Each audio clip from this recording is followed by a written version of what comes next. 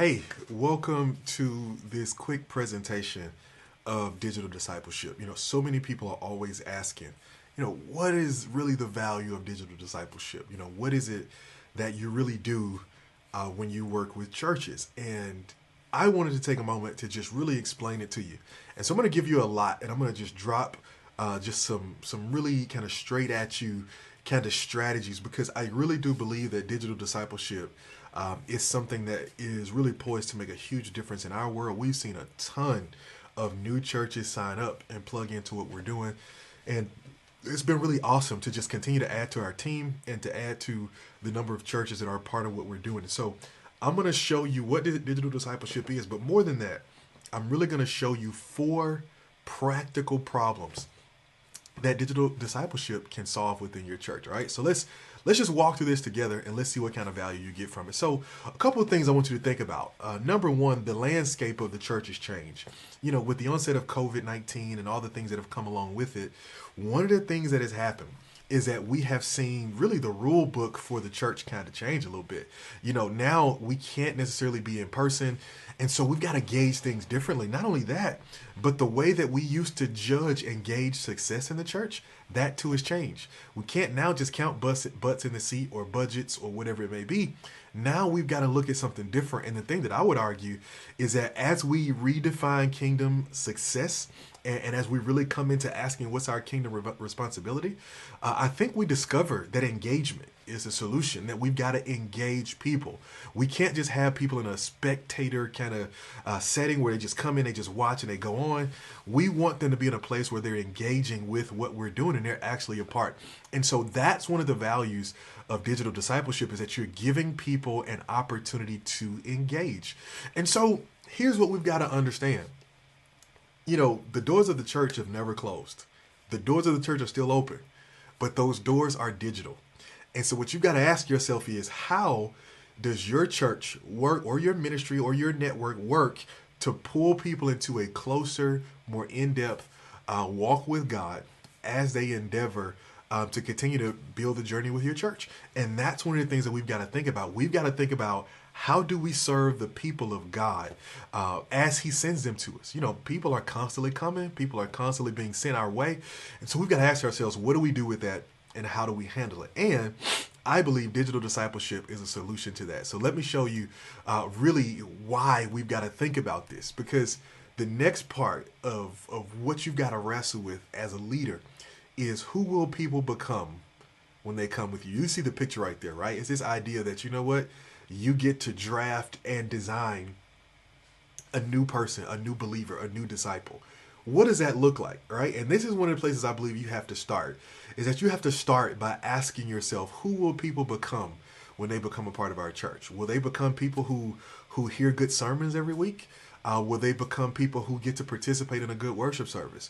Or will they become people who are being transformed by the Word of God? Will they become people who learn how to study the Word of God for themselves? Will they become leaders who can now lead their family on a journey of faith? Will they become people who are not afraid to share their testimony and share the gospel and share insight on what God is doing in them? And so one of the things that I want you to think about, just as an exercise, is I want you to describe the ideal disciple and what that looks like in your church. What does the ideal disciple look like in your church? What are the traits? Are they giving? Are they loving? Are they consistent? Are they dedicated? What do they look like? What are their qualities? What are the things they bring with them? And then here's a big one. What are their priorities? What do they prioritize in their lives? And the reason that you're going to do this is because this is how you reverse engineer your discipleship system, is that you start in the end and say, this is the kind of person that we want to build, that we believe God has called us to build in our church. And when you know who that person is, when you can describe them to the T, now you can work backwards and say, okay, here are the things that we need to teach them. Here are the opportunities we need to give them. Here's what they need to be exposed to along the way in order to move from where they are now, in order to get them where we're trying to get them to go. And so you've got to answer this question: who will people become? One of the things that I learned many, many years ago that's been so valuable for me is that as leaders, we make unspoken promises to people. As leaders, we make unspoken promises to people. And one of those unspoken promises is that I will take you where you cannot take yourself. Is that true of your church? Are you taking people somewhere where they can't take themselves? I heard Bishop T.D. Jakes say this years ago. He said, we do our people a disservice when we bring them to church and teach them and tell them the same stuff that they can read for themselves. We've got to bring more to the table than just what they can open up a book and read. We have got to bring something to the table that really makes a difference. And I believe that that is true, all right? And so you've got to think about, who will people become? Well, as we build these processes, here's what we need to think about. There are four primary problems, or four problems that I believe digital discipleship helps solve in your church. Number one is the problem of wasted visits. Every week, people come to the church and they walk in the door and they walk out the door. They log onto your live stream and they log off your live stream. And without a next step, without a call to action, you're missing out on those people. Those people just go. And so they visit, but that visit is wasted. You know, what if I told you that at the end of this year, you would have 200 people, new people, who actually came to your church to visit your church, but you never connected with them? Well, what if it was 500? What if it was 1,000? Here's a reality. That's what's happening in most of our churches, is that people are logging on, they're watching, but they don't have a next step. We're not offering them a next step. Typically, most church live streams really offer you one next step, and that's the next step of giving. Not realizing that that's one of the hardest next steps for a person to make. And so we don't see the feedback. When instead, if we would learn to maximize those visits, then we can see a difference and we can really get them to the point where all the other stuff comes with it. So the first problem is the problem of wasted visits. How many times have you been preaching on a Sunday in person, saw a new person, came off stage, asked your team who was that new person, and they looked at you like, what new person? I never saw anybody. And you're sitting there going like, come on, like, we've got to be focused on the people who are here. And that's what we've got to be thinking about from the standpoint of wasted visits. Number two, second problem is shaky foundations. You know, here's a reality. There are people who are coming into our churches who don't know anything. And it doesn't matter if they're coming from another church or if they're coming from another ministry, they're coming off the street. There are people who are coming in who don't know anything. And we do them a disservice if we think that they're going to come from the street into the depth of revelation that we share with our broader audience. And so what we need some kind of process in between that says to them, we want to help you get up to speed. We want to help you learn at least the basics. We don't help you know at least the stuff you need to know. You know, when I was growing up, we did this with Sunday school. Sunday school was all about educating the believer, helping them come to understand the really background and the meat of the word, so that when the pastor taught, they could walk along with where he was going and what he was doing. Well, now that's changed a little bit, and so we've got to be creative, but we've got to solve the problem. You know, think about when you're getting on the highway. There's always an on-ramp, all right, that acceleration lane. And the purpose of the acceleration lane is to give somebody who's coming onto the highway the opportunity to get up to speed, right? Because you can't go from 10 miles an hour on a street to 70 miles an hour on a highway in 1 second. No, you need a period of time, you need a period of distance to help you get up to where everybody else is. Well, you've got to think about how will you create a spiritual acceleration lane? How do you help people get up? And that's one of the problems that digital discipleship addresses. And I'm going to tell you how we do that in just a minute. Third thing that digital discipleship addresses is inconsistent giving. You know, a lot of people are inconsistent in their giving. And I know as leaders, most leaders want more consistent givers. Well, there's some steps that you've got to take to get people to go there. Like we oftentimes operate like people are just going to show up knowing how to give, what to give, why to give, all those different things. And we miss out on the fullness of how we can serve people and how we can help people when we don't actually come to the drawing board and say, okay, look, here's how I'm going to be here to help you. So we got to deal with inconsistent giving. And then the final thing is lack of volunteers. You know, you can't pay everybody to do everything. You need people who can step in, who can volunteer, and who can be a part of what God has called you to do. And so the way that you do that is that you've got to develop a strategy that helps people see the value of volunteering, to see why we volunteer and how they can make a difference in our church, right? So those are the four issues, right? With our digital discipleship solves the problem of wasted visits, shaky foundations, inconsistent giving, and lack of volunteers. But I hear what you're saying. You're already asking, you're like, okay, that's great, but how? Like, how do you do this? What's the strategy behind this? How does this work? All right. Well, here's what I'm going to help you with. I'm going to show you. This is how it works. All right. This is the model that I built out to help explain digital discipleship. And right now it's blank. Right now it's really simple, but we're about to fill up this whole page with strategy to help you really see the value of what we're doing. And one of the things I want to say at the onset, when we work with churches with digital discipleship, what we do is that we create all of this as a digital online platform. We create a virtual online discipleship course, but we also create the pipeline that goes with it to help you walk through this. One of the things that you're going to be hearing about really, really soon is I'm going to be opening up our accelerator program, which is where I'm going to be working one-on-one, hands-on, well, not one-on-one, but in a group function with a number of people to help you build this in your church or organization. I even have a version of this that's being developed for businesses, for companies, and even for ministries, because I've had a ton of ministries reach out and some even as clients already. And so we're building a model just like this for them. But I want to show you how this works, all right? So that way you can really think like, man, is this something our church needs? And then you can reach out to me and we can talk about how to make it happen, all right? So look at this. Here's the bottom line. We need to build engaged disciples, all right? We don't need more disengaged viewers because a bunch of us have those. We don't need more disengaged viewers. We need engaged disciples. We need people who are actually on a journey. See, that's what a disciple is. Discipleship is not just an event. It is a process, a lifelong process. And you need people who are engaged in that process. You know, we can be honest. There are some people who started the discipleship process and then they fell off or they just stopped. And some of that is because they didn't know where to go next. Well, as the church, we need to be equipped to tell them where to go next, what to do next. And as we do that, then we make a difference, because here's what happens. When you get engaged disciples, then you start to build an engaged church. You know, think about it. How different would your whole church be if 70% of the people were deeply engaged in the work? If 70% of the people were giving, they were volunteering, they were serving, they were inviting, they were sharing, they were participating, you know, how different would your church be? One of the things that I wrestled with in the past as a leader is there were times when I was producing great content and putting great things together and great opportunities and classes and all this kind of stuff for people.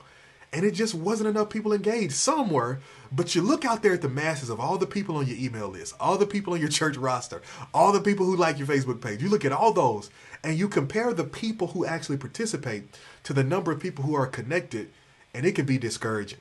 And so really what we want to do is we want to shift our mindsets and say what we want to build is that we want to build engaged disciples, because engaged disciples help us to have an engaged church. All right. So buckle your seatbelt. How do we get there? Right? Well, we talked about the first problem. The first problem is wasted visits. So what's the solution? So that we're not wasting visits, so that people aren't coming, how do we solve that problem? Well, we solve that program with a strategy we like to call reach and keep. Reach and keep. And when we say reach and keep, what we're saying is we want to reach new people, but we also want to hold on to them. You know, if we're honest, one of the things that we know is an issue is that sometimes our back door is as wide open as our front door. Right? Our people come in the front door and we see them for a moment, and by the time we look up, they've walked out of the back door. And there's a lot of reasons for that. Sometimes it's your culture. Sometimes it's your processes. Sometimes it's your people, who's engaging with people. But sometimes it's just about not having the right system. And so with our reach and keep system, we really highlight with digital discipleship two specific things that are really, really important. All right. The first one is collect the data. Right? Having some kind of blueprint and some kind of platform where you actually grab a hold of the data, of the information from people. So you need to have a way to get people to let you know that they're there, to raise their hand and say, I'm here, I'm present, I'm here at church, I'm plugged in. You need to find a way to connect with those people. And every Sunday, there are at least 5 ways that you can be getting data from people. And if you want to know what that is, I'm not going to talk about it right here, but just inbox me and ask me, hey, look, what are the 5 ways to collect data from people every Sunday? And I'll show you these different things that you can do on a Sunday to get people to give you their information. And so you collect their data, you get them in a database. That way you can create create ongoing conversation. You can create ongoing communication. You get their email address, you get their phone number, you get their name, maybe even their address, whatever it is. You do all of those things as you collect it. Now you start to house this stuff in a church management software where you can easily communicate with people. How you manage data in the digital age is vitally important. How you manage data. It's not just enough to have a spreadsheet. You need to have a software and a system that helps you do that. All right. So I encourage you to collect the data. The second thing that you want to do is that you got to celebrate.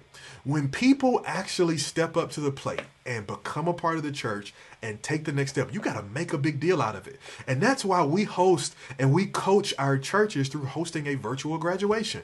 Having a time where you let them know, hey, look, we see you. This is not a small thing, man. This is a big deal to us. We celebrate you. We want to celebrate you. We want to make a big deal out of this. And we want to do it. Why? Because what's celebrated is often repeated. All right. So that's what we do. All right. Here's the second problem we talked about. Second problem we talked about is shaky foundations. People coming in and we don't know what they know. We don't know what they know. We don't know what they don't know. We don't know where they are. So what's the solution to shaky foundations? Well, it's a strategy I like to call build and field. All right. We want to build people up and build them into start building them into who God has called them to be, build a life of faith into them, build their relationship with Jesus. But we also want to fill them with faith and help them take some next steps and know how they can be a part of what God has called them to do. So how do we do that? Two strategies. Number one, the strategy of building a healthy devotional life.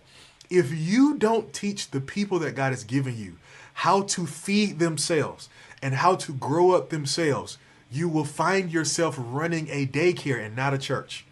You'll find yourself running a spiritual daycare where every problem has to come back to you. Every issue has to come back to you. And not only that, but the problems that you'll be dealing with will be problems that they could handle themselves if only they were equipped. And so one of the strategies that we use is that we teach people and we teach believers who come into the church how to build a healthy devotional life. One of the classes that we put together for churches is all about building a healthy devo. We teach them how to pray.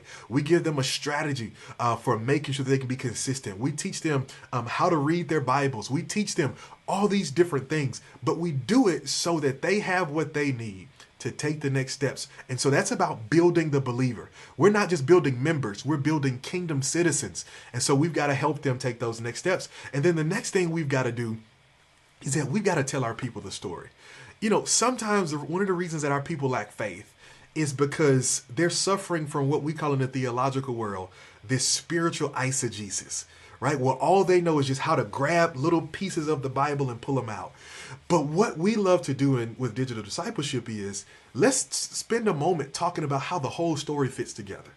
Right? They can't understand the solution fully if they don't first understand the problem.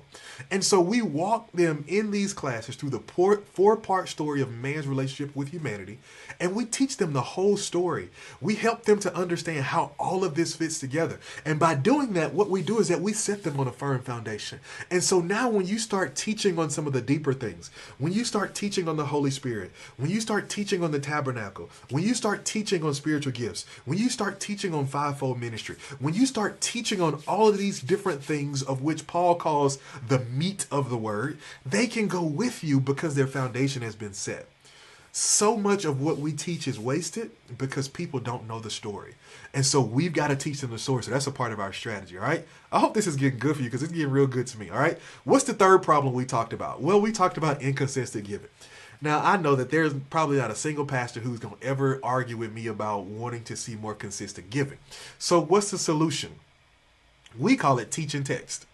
Teach and text. There are two things that you got to do. You got to teach the people, but then you want to text the people, all right? We'll talk about what that means, all right? So here's what it is. When we say teach the people, here's one of the mistakes that many churches make when it comes to giving, is that we tell people when to give, we tell people how to give, but we don't always teach them why we give. And there are some people in your church who are not giving, and it's not a heart issue, it's a head issue. Now, for some, they may have a heart issue, but it's a head issue. They don't know why. And so one of the things that we do with digital discipleship is that we take time and we walk people through why we give. We even address some of the objections that they have to giving. And as we address these objections to giving, what we're doing is that we're showing them and we're teaching them, we're telling them, hey, we know that you have some objections. We know that there's some stuff that came up, but check this out. Here's why we give, and here's why we want you to give with us. Here's how we want to make a difference. And then here's the second part of that strategy. When we say text, you have got to make it easy for people to give. You know, so often when we build things as a church, we build it so that it's easy for the staff and easy for the team. And in some places you need to do that.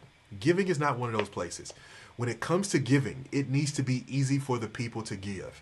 You know, people shouldn't have to come to the church to give right now in 2021. They shouldn't have to drive by your building. They shouldn't have to get a money order and mail it to you. Like, there should be a ton of ways for people to give in your church. They should be able to give in person, because there's some people who want to do that, and they honor the opportunity to actually hand their giving in at church. But they should be able to give online on your website. They should be able to give through a mobile app. They should be able to give through text. They should be able to give all these different ways, because the easier you make it, the more that you'll see people engage and participate. You know, one of the things that I love about text giving is that once someone sets up their number for text giving, all they've got to do is put the amount in and click send, and it's already done. So people can be on vacation, remember, oh, you know, I didn't pay my tithe. They can text in 200 send and go back to their vacation. It took them all of 3 seconds, and they've given, and here they are still present even though they're physically absent. And so you've got to make it easy. And so with our digital discipleship, we encourage churches in this. We encourage them to say, okay, look, make it easy for people to give. Even as we teach people on giving, right there, we're giving people all the options for your church and saying, here's how you can give today. As a matter of fact, I want you to stop and go and practice your giving, right? We walk them through that, and you can be a part of that too. And so you've got a teaching text if you want to get over the inconsistent giving. And then here's a fourth and final problem, and we're coming to the end of our time, is lack of volunteers. You know, we talked about that's a huge strain and a huge issue for so many of us, right? Like, just, we need more volunteers. We can't pay everybody to do everything. And so what we need more people who can come in and be a part of the work of God. And so what's our solution? It's a strategy called catch and release. Oh my goodness, catch and release. And I'm telling you, if you get this, it's going to be absolutely monumental, and it's going to be a game changer. When we say catch and release, what we're saying is that you've got to pull people in, but you've also got to let people go.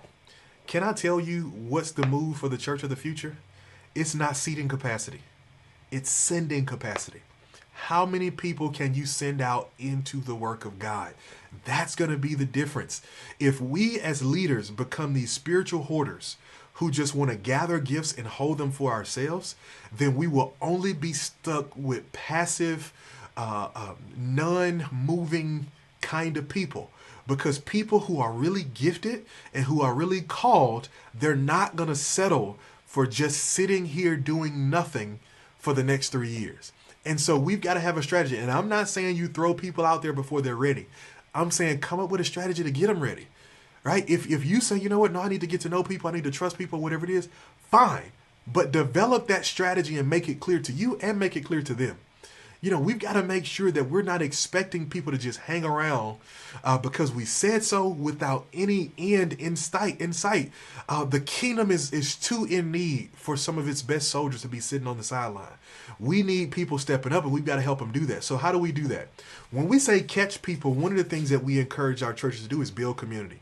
You've got to build community. What's going to be the step that you're going to take to help people get across to the other side, to help people stick and be a part of the church? You know, a recent stat says that a person needs to make 7 friends in order to stick to the church, right? That's 7 people who know them by name, or they know that person by name, all right? They need 7 people they can walk in and go, hey, John, hey, Mary, hey, Raheem, hey, you know, whatever it is, they need to be able to do that in order to stick. And so what you've got to do is build community. One of the ways you do that is with your teams, is to build a community component into your teams, where they're not just hearing from the church when they're needed to do something, but they're offered opportunities to build real relationships, where you're encouraging them to build real relationships. You know, one of the things that I do is that I put together something called a relationship matrix. And I take people within a ministry or within a staff, and I put together a chart, and I make it to where every week they have to spend time with a different person who's on that team. And what I'm discovering, man, is that it makes a monumental difference to have people in community together. Maybe for you, it's a small group or a Zoom small group or a ministry gathering online, whatever it may be, but you got to build community. That's how you become a sticky church, right? If you don't build community, you will be a slippery church, which is where people slide in and they go out. Because what people really need, especially in this time, they need intimacy. They need closeness. They need to be around people. They need to be connected with people. And if we don't give them an opportunity, we miss them. But if we do, we have a greater chance of keeping them there. But what is release? When we talk about release, we're talking about connecting gifts to going. You know, one of the things that I've seen work in the past in the church is it was a badge of honor when the pastor gave me a task to do something. When the pastor called me and asked me to do something, the fact that he asked was enough, right? Well, I'm seeing things change a little bit. I think it's still valuable when the pastor asks, but I've learned and discovered something that's more value. It's more value when they see that a God has called them to do it, right? And so here's what we talk about when we talk about gifts to going. It's part of digital discipleship. We put and we build in a spiritual gifts assessment. And with that spiritual gifts assessment, one of the things that we're doing is that we're helping people discover what their gifts are. But here's what we want to do with you, with the church, is that we want to walk with you through a process of matching up how gifts fit at your church, right? And so what you're doing now is you're saying, okay, here are the gifts that we have, but if you have this gifts, here's potentially where it fits. You know, you have the gift of craftsmanship. Well, you know what? We love to build out new sets every month. You know, we want to get to the point we can build out new sets every month for whatever series we're doing. You know, you could be a part of that ministry. Or you know what? Our children's ministry is getting ready for an Easter presentation. They want to build a tomb. You know, could you help them build that? That's a part of the gifts. Oh, you have the gift of intercession. Well, look, our prayer team prays 1 hour before service every Saturday, every Sunday. They walk through this and they help us do this. So you could be a part of that team. Oh, you have the gift of intercession or the gift of giving, you know, or whatever it may be, hospitality. Our greeters, we set up spaces for this. You help people see how they fit. And so you connect their gift to a clear next step about what they're supposed to do next. Because here's where we often stop, is that we help people discover their spiritual gifts, but we don't tell them what to do with them. And so we walk you through a process of helping you do that. And that's one of the things that we're going to do in our new program that we're calling our Systems Accelerator, right? And so I'm dropping a link to our wait list for that program. I'm dropping a link. It's in the chat. If you go up there and click it, you can just drop your email in there. If you're interested, you think you might want to be a part of it, because what I want to do is I'm going to have a beta test where I'm going to pull in just a couple of leaders to come in and be a part of it. And it'll be 100% free to just walk for a couple of weeks with me, with some other leaders, as we walk through developing discipleship in your church. And so I want to encourage you to plug in, see if this is something that you think can work for you.